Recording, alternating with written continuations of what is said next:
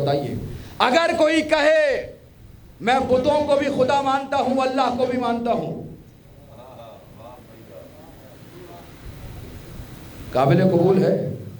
پیچھے بیٹھے ہوئے صاحبان عزت، صاحبان فہم کہ اگر نہیں، اللہ کو ماننا ہے تو بتوں کو چھوڑنا پڑے گا، پہلے لا الہ کہنا پڑے گا، پھر الا اللہ کہنا پڑے گا۔ اگر کوئی کہے میں بتوں کو بھی مانتا ہوں، اللہ کو بھی مانتا ہوں، اس سے عقیدہ توحید قبول کرے گا؟ کہنے لگا نہیں قبول کروں گا جب تک بتوں کا انکار نہ کرے۔ کہا ٹھیک ہے، اگر کوئی کہے مسیلمہ کذاب کو بھی نبی مانتا ہوں، محمد کو بھی نبی مانتا ہوں، عقیدہ نبوت قبول کرے گا؟ کہنے لگا رد کر دوں گا جب تک دوسروں کا انکار نہ کرے۔ کہ یہی تو منوا رہے ہیں، جب تک باطل خداؤں کا انکار نہ ہو عقیدہ توحید قبول نہیں ہوتا، جب تک جھوٹے نبیوں کا انکار نہ ہو عقیدہ نبوت قبول نہیں ہوتا، اور جب تک علی کے مخالفوں کا انکار نہ ہو علی کی محبت قبول نہیں ہوگی۔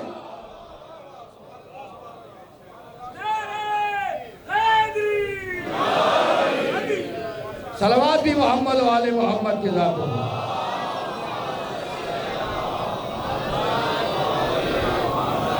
تو جو فرما رہے ہیں سارے میرے محترم سننے والے، ہمارا دعویٰ ہے علی خلیفہ بلا فصل ہے۔ اب ایسا نہیں ہو سکتا میں علی کو بھی مانتا ہوں جب تک بلا فصل نہ مانے شیعہ نہیں ہے۔ اس لیے ہمارا فقہ جعفریہ ہے، اسی لیے ہم سب سے الگ چل رہے ہیں، کیونکہ صراط مستقیم پر چل رہے ہیں۔ شرک جو توحید کے مخالف ہے، اب کیا کیجئے، ہر ایک شے کو میں نے پہلے عرض کیا، تھوڑی سی یہ شرک کی گفتگو ٹیکنیکل ہے، شرک کو فٹ کرنے کی کوشش کی۔ قبر مصطفیٰ پر محبان عاشقان مصطفیٰ حاضری دینے لگے، نبی کی کبھی جالی کو چوما، کبھی دیوار کو چوما، کبھی در کو چوما، آئے کہنے لگے خبردار شرک شرک شرک۔ میں نے پہلے عرض کیا، پہلے توحید سمجھ میں آئے پھر شرک سمجھ میں آئے گا۔ اسی لیے اس عشرے میں پہلے ہم نے توحید پہ بات کی ہے، بعد میں شرک پہ بات کی ہے۔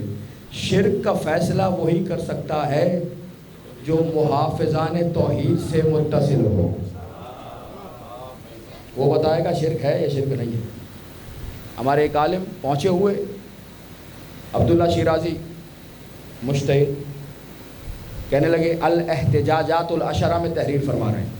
نبی اکرم کی زری کے سامنے میں بیٹھا ہوا تھا، اپنے نبی سے ایک امتی بیٹھ کے راز و نیاز کر رہا، والا ہم سب کو زیارات نصیب فرمائے۔ کتنا حسین منظر ہوگا، کیا مقام ہوگا، زندگی کا روح کا مقام عروج، اللہ کے بعد جو سب سے بڑی ذات ہے اس کے سامنے بیٹھا ہے، راز و نیاز ہو رہا ہے نبی سے۔ اچانک وہ کہتے ہیں کہ میں نے دیکھا حوضہ علمیہ کم کا ایک شخص طالب علم چاہتا ہے کہ نبی کی جالی کو چومے بوسہ دے، لیکن وہاں شرطے سپاہی کھڑے ہیں اور ان کا کام یہ ہے کہ امت کو نبی تک پہنچنے سے روکنا ہے۔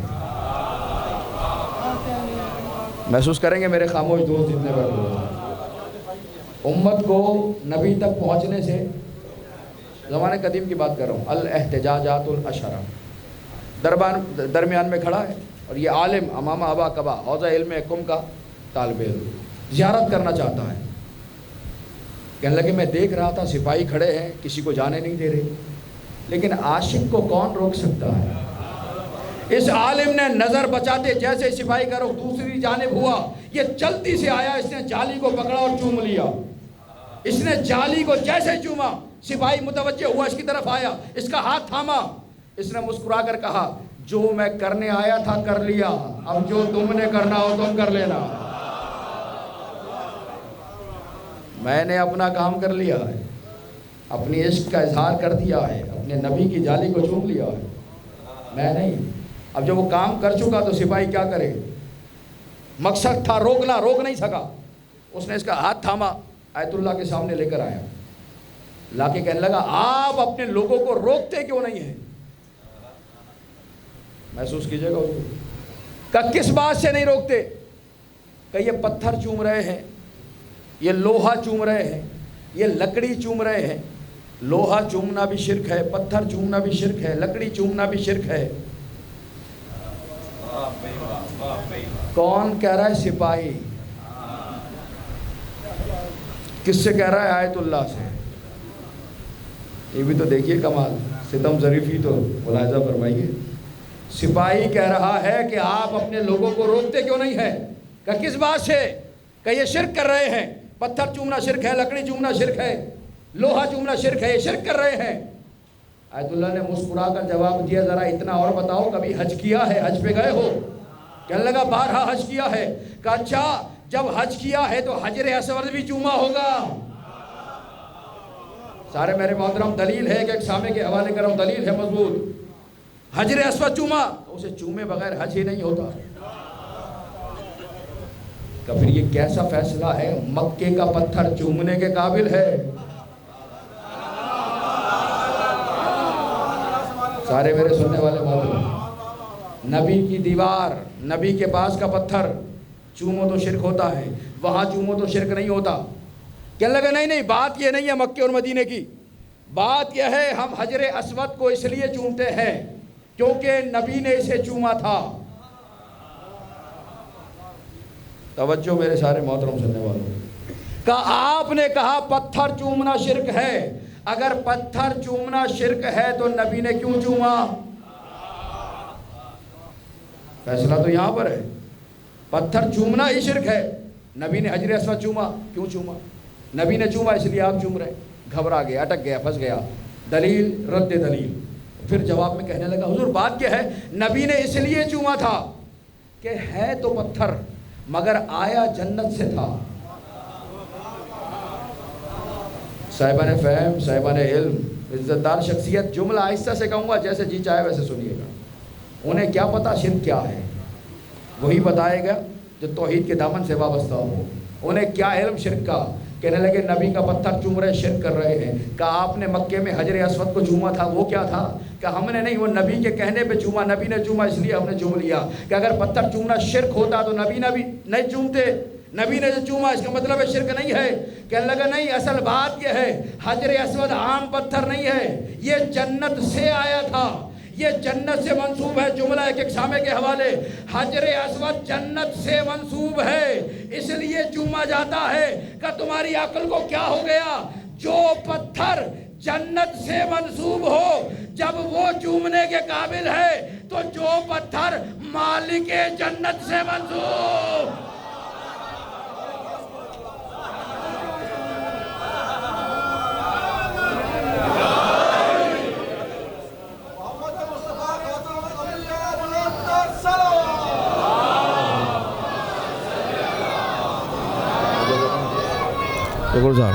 ایک ایسے ہی اس سے بلند صلوات محمد و آل محمد پر۔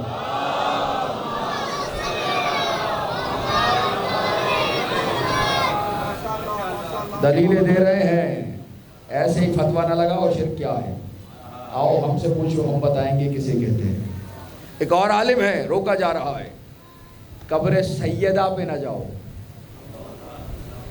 دیکھ رہے ہیں او شرک شرک شرک، اور سب کو زیارت نصیب فرمائے۔ بتایا گیا قبر کو چومنا شرک نہیں ہے۔ سارے میرے محترم سننے والے، کہنے لگا شرک ہے، نہیں چوما جائے قبر کو۔ عالم نے جواب دیا قرآن پڑھا ہے؟ کہ جب کافی ہے تو پڑھا بھی ہے ہی ایک چیز تو اسی کو دیکھیں گے صبح شام۔ ہمارے پاس دو ہیں، استاد بھی ہے، کتاب بھی ہے، سمجھانے والا بھی ہے، آنے والی کتاب بھی ہے، دونوں چیزیں موجود ہیں۔ قرآن پڑھا ہے، حضور پڑھا ہے۔ سورہ یوسف کی یہ آیت پڑھی ہے کہ جب یوسف نے اپنا کرتا اپنے بابا یعقوب کو بھجوایا، فلما ان جاء البشیر، جب بشیر آیا، یوسف کا قاصد آیا، قمیض لے کر آیا، کس کے پاس؟ یعقوب کے پاس۔ کیا ہوا تھا یعقوب کو؟ یوسف کی جدائی میں اتنا روئے تھے کہ آنکھیں سفید ہو گئی تھی، نظر نہیں آ رہا تھا۔ جیسے یوسف نے اپنی قمیض بھیجی، یعقوب نے قمیض کو لیا، آنکھوں پہ لگایا، آنکھوں پہ لگانا تھا، فرتد بصیرا، یعقوب کی بینائی پلٹ آئی۔ محسوس کیجئے، اسی میں دلیل ہے۔ جیسے ہی کپڑا قمیص آنکھوں سے لگائی، آنکھوں میں نور اتر آیا، آنکھوں میں نور ہو گیا، آنکھیں منور ہو گئی، دیکھنے لگی، دیدہ بینا بن گئی۔ کہا یہ بتا یہ کیا لگایا تھا آنکھوں سے؟ کہا یعقوب کی آنکھوں سے یوسف کی قمیص کو لگایا گیا تھا۔ کہا قمیص ہے کپڑا، یوسف نہیں ہے، یوسف کا کپڑا ہے، وہ آنکھوں سے لگایا تو آنکھوں میں نور آ گیا۔ بھئی قمیص کا تعلق بدن سے عارضی ہوا کرتا ہے۔ یوسف کے جسم پر کچھ عرصے رہی، یوسف نے اتار کے دے دی، جا اسے لے جا۔ جو قمیص بدن سے جدا ہو گئی اس میں تو اتنی تاثیر ہے کہ وہ شفا دے رہی ہے، تو جو قبر مسلسل قیامت تک ملی ہوئی ہے۔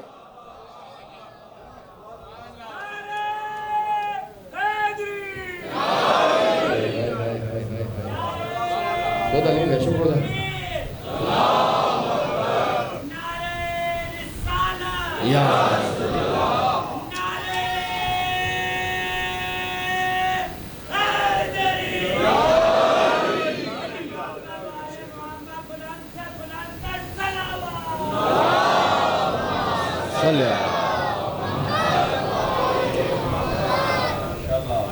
جن تک بات نہیں پہنچی ان کے لیے خطابہ سے ہٹ کے سادہ جملہ، قمیص کا تعلق اتصال عارضی ہے، اتار دی بھیج دی، اس میں اتنی تاثیر آ گئی کہ نبی کو شفا دے رہی ہے۔ تو جو قبر مسلسل جسم سے لگی ہوئی ہے، قیامت تک لگی رہے گی، اگر وہ قبر شفا دینے لگے، تعجب ہوتا ہے۔ کیسا تعجب ہے؟ اگر قبر حسین شفا دے رہی ہے، خاک قبر حسین شفا دے رہی ہے، مولا سب کو اس بارگاہ میں لے کر چلے۔ کیوں؟ یہی تو در ہے جو خدا تک پہنچاتا ہے، یہی ہے جنہوں نے اپنے بچے بھی قربان کیے، قاسم جیسا نازک بدن بھی قربان۔ مرحبا مرحبا مرحبا، مولا آواز برحمت نازل فرمائے۔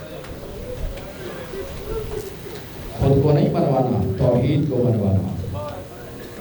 اللہ اکبر۔ یزید انکار کر رہا ہے دین کا، توحید کا، حسین نے قربانی دی۔ صرف حسین کی نہیں، حسن کی نشانی بھی موجود ہے۔ اللہ اکبر۔ سن رہے تھے نا مرثیے میں ابھی بھائی پڑھ رہے ہیں، حسن کی نشانی قاسم پڑھ رہے تھے۔ فاطمہ کے بیٹے پہ حسن کا بیٹا قربان ہو رہا ہے۔ عجیب شہید ہے، مقتل میں جانے سے پہلے قاسم تھا۔ اللہ جو پہنچ گئے ہیں جملے تک، مومن کا دل نازک ہوتا ہے، اشارہ کریں فوراً پرواز کرتا ہے۔ مقتل میں جانے سے پہلے قاسم تھا، پہنچا ہے تو تقسیم ہو گیا۔ برابر شرمائیے گا نہیں، سینے پہ ہاتھ مار لیجیے گا اگر جب آخری چند راتیں رہ گئی ہیں۔ اللہ اکبر اللہ اکبر، عجیب قسمت ہے۔ ایک اور درد کا جملہ کہہ رہا ہوں، جو ہائے نہیں کہہ سکے، جو شریک نہیں ہو سکے۔ مقتل میں جانے سے پہلے قاسم تھا، مقتل میں گیا ہے تو تقسیم ہو گیا۔ جیسا باپ ہے ویسا بیٹا، باپ کا جگر ٹکڑے ہوا تھا، بیٹے کا پورا بدن ٹکڑے ہو گیا۔ اللہ اکبر اللہ اکبر۔ سید آوازوں پر رحمت نازل فرمائے، جو رات کے اس پہر میں غریبوں کو رونے کے لیے آئے، جن پہ رونے نہیں دیا گیا، اجر و مغفرت اللہ۔ تقسیم قاسم، شب عاشور ماں نے بلایا ہے اور بلا کر کہا ہے قاسم دیکھو مجھے زہرا سے شرمندہ نہ کر، قربان ہونا ہے قاسم، قیامت کا دن ہے، جاؤ اپنے چچا کے خیمے میں جاؤ، چچا سے پوچھو چچا میرا نام بھی فہرست شہادت میں ہے۔ عزادار و قاسم آئے، حسین کے خیمے میں وارد ہوئے، چچا کو سلام کیا۔ حسین کو قاسم کے چہرے میں حسن کا چہرہ دکھائی دیا۔ مرحبا مرحبا مرحبا، بس نازک الفاظ ہی ہیں میرے پاس، کچھ انہی میں گریا ہے، انہی میں مسائل ہے۔ قاسم نظر نہیں آیا، حسن آ رہے ہیں، کھڑے ہو گئے وہ سارے پلیئر، قاسم کو سینے سے لگایا، میرے لال کیسے آئے؟ کہا چچا بس اتنا پوچھنے آیا ہوں، کل مرنے والوں میں میرا نام بھی ہے، شوق شہادت کو سلام، کربلا کی ماؤں کو سلام۔ حسین نے کہا قاسم تم موت کو کیسا محسوس کرتے ہو؟ تمہاری نظر میں موت کیا ہے، کیسی ہے؟ قیامت کا جملہ کہا چچا احلم من العسل، شہد سے زیادہ شیرین ہے۔ بچہ شیرینی کی طرف دوڑتا ہے، شہد بھی کیا شیرین ہوگا جو قاسم کو موت شیرین لگتی ہے۔ سینے سے لگایا، اپنی بات کرتے ہو، کل کا دن ہوگا علی اصغر بھی نہیں بچے گا۔ مرحبا مرحبا مرحبا، والا آوازوں پر رحمت نازل فرمائے۔ عزادارو عجب نہیں کہا ہو چچا کہ یہ فوج ہمارے خیموں میں گھس آئے گی؟ حسین نے کہا ہوگا اپنے ہاتھوں پہ لے کے جاؤں گا۔ عزادارو رات دن میں ڈھلی، لاشوں پہ لاشیں آنے لگے، کبھی اصحاب کی لاشیں، کبھی انصار کی لاشیں، جب لاشوں پہ لاشیں آتے رہے، کبھی اون و محمد کی لاشیں۔ ام فروہ نے تڑپ کے بلایا، قاسم جلدی آؤ، ابھی تک کیوں نہیں گئے؟ دوسرے قربان ہو رہے ہیں، میری قربانی کہاں ہے؟ ابھی تک کیوں نہیں گئے مقتل میں؟ آنکھوں میں آنسو آئے، رو کر کہا اماں بار بار چچا کے پاس جاتا ہوں، چچا مجھے اجازت نہیں دیتے، میرے لال پھر سے جاؤ۔ عزادارو قاسم خیمے میں آئے، حسین نے قاسم کو دیکھا، کھڑے ہوئے، سینے سے لگایا، لال کیسے آئے؟ کہ چچا مرنے کی اجازت چاہیے۔ حسین نے کہا جب میرا دل چاہتا تھا حسن کی زیارت کرو، قاسم میں تمہارے چہرے کی زیارت کرتا تھا، قاسم حسین سے برداشت نہیں ہوگا، بار بار حسن شہید ہو جائے۔ اللہ اکبر اللہ اکبر، اجرکم اللہ اجرکم اللہ۔ اجازت نہیں ہے میرے لال۔ رونے لگے، خیمے سے باہر نکلے، گریا کر رہے۔ خیال آیا بابا نے تعویذ بازو پہ باندھا، کہا تھا قاسم جب کوئی بڑی مشکل آ جائے تعویذ کو کھولنا، اس پہ عمل کر لینا۔ سوچنے لگے اس سے بڑی مشکل کیا ہوگی؟ چچا لاشوں پہ لاشیں لا رہا ہوں، مرحبا مرحبا، جو رو سکے سیدہ حضرات جو تڑپ رہے ہیں مگر شرم بھی آ رہی ہے، ان کے لیے درد کا جملہ بس اتنا ہے، جب غریب کی مصیبت پہ رونا ہے نہ سوچنا میری آواز برابر والے کو کیسی لگے، بس یہ خیال رہے فاطمہ زہرا کو کیسی لگے۔ ہر مجلس میں پرسہ لینے کے لیے خود آتی ہے۔ عزاداروں سوچنے لگے اس سے بڑی مصیبت کی گھڑی کیا ہوگی؟ تعویذ کو کھولا، لکھا تھا بھائی حسن میں کربلا میں نہیں ہوگا، میری طرف سے قاسم کی قربانی قبول کر لینا۔ تحریر کو لیا، ماں کی خدمت میں پہنچے، اماں یہ بابا کی تحریر۔ ماں نے لیا، آنکھوں سے لگایا، میرے لال چل میں خود لے کے چلتی ہوں۔ درد کا جملہ کو رونے والے حضرت خود شہزادی ام فروہ حسین کے خیمے میں آئی ہے۔ بیان کیا جاتا ہے زندگی میں پہلی مرتبہ حسین کے سامنے آئی، بس بہت ہے یہ جملہ رونے میں۔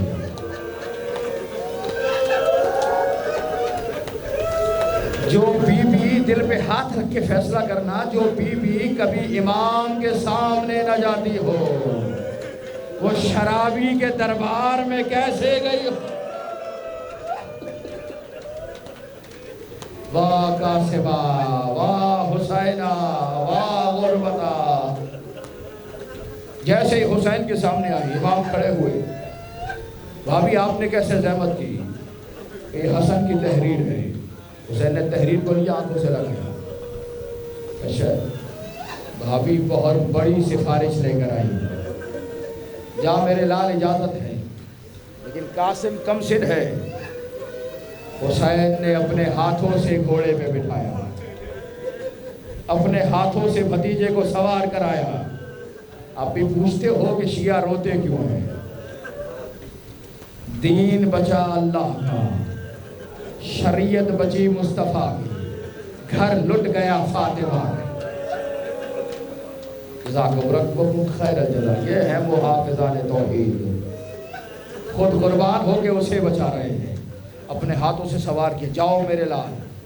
عزادارو قاسم مقتل میں آئے، شمشیر کو بے نیام کیا کہ جو سمجھتا ہے حسن کو لڑنا نہیں آتا، آؤ قاسم کی جنگ دیکھو۔ ارزق شامی کے 7 بیٹے پہلوان قاسم نے فنار کیے۔ ارزق شامی شام سے آیا تھا، کوفے والے ہی نہیں تھے جو حسین سے لڑنے آئے تھے، یہ بے غیرت شامی بھی لڑنے آئے تھے۔ کبھی نہ کہنا کوفے والے شام والے کیا کر رہے تھے، فنار کیا۔ جب دیکھا نا لشکر پہ لشکر، لوگ پہ لوگ، فرد پہ فرد آ رہے ہیں، قتل ہو رہے ہیں، اب پہ سر سعد نے حکم کیا یہ علی کا پوتا ہے، ایک ایک کر کے نہیں لڑ سکتے، سب مل کے اس پہ حملہ کرو۔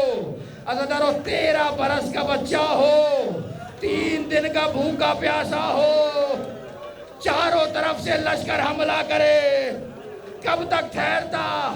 آخر فضا میں آواز گونجی، چچا میں گھوڑے سے گر گیا، آؤ چچا ادرکنی، میری مدد کو پہنچو۔ حسین نے آواز کو سنا، تڑپ کر آئے حسین۔ حسین کو آتا دیکھ کر فوج یزید گھبرا گئی، دائیں جانب کے گھوڑے بائیں چلے گئے، بائیں گھوڑے دائیں چلے گئے۔ ماتم کا جملہ عزادارو، گھوڑوں کے سموں کے نیچے کاسے تقسیم ہو گیا مقتل میں۔ امام زمانہ کہتے ہیں میرا سلام ہے وہ شہید پر جس کے دائیں جانب کی پسلیاں بائیں جانب،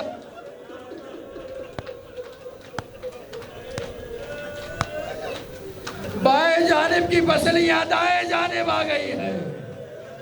عزادارو حسین جب پہنچے بھتیجے کی لاش پر، خدا کسی چچا کو یہ وقت نہ دکھائے، سر اٹھانا چاہا تو پیر گر پڑے۔ ماتم کا جملہ ہے، سینہ پیارا نہ کرنا عزادارو، آخری جملہ آپ جانو فاطمہ زہرا جانے، پیر اٹھانا چاہا دھڑ گر پڑا۔ حسین نے عبا کو اتارا، زمین پہ بچھایا۔ کیا کرے حسین؟ عجیب منظر نگاری کی ہے، جس طرح اجڑے باغ کا مالی کلیاں اٹھاتا ہے۔ حسین نے قاسم کی لاش کے ٹکڑے اٹھائے، گٹھڑی بنائی ہے، گٹھڑی لے کر حسین چلے۔ آخری جملہ پرسے کا عزادارو، خدا جانے اگلے برس کون جیے۔ جیسے ہی پہنچے نا، ماں نے دیکھا، پہلا جملہ کہا، آقا کیا میرے قاسم نے وفا نہیں کی؟ کہا غضب کی وفا کی ہے قاسم نے۔ آقا پھر میرے قاسم کا لاشا کیوں نہ لائے؟ کتنے شہیدوں کے لاشیں آئے ہیں۔ حسین نے کہا زینب بھابی کا دامن تھام لو، بازو کو تھام لو۔ بازو تھاما، حسین نے گٹھڑی کو سامنے رکھ دیا کہ یہی قاسم کا لاشا ہے۔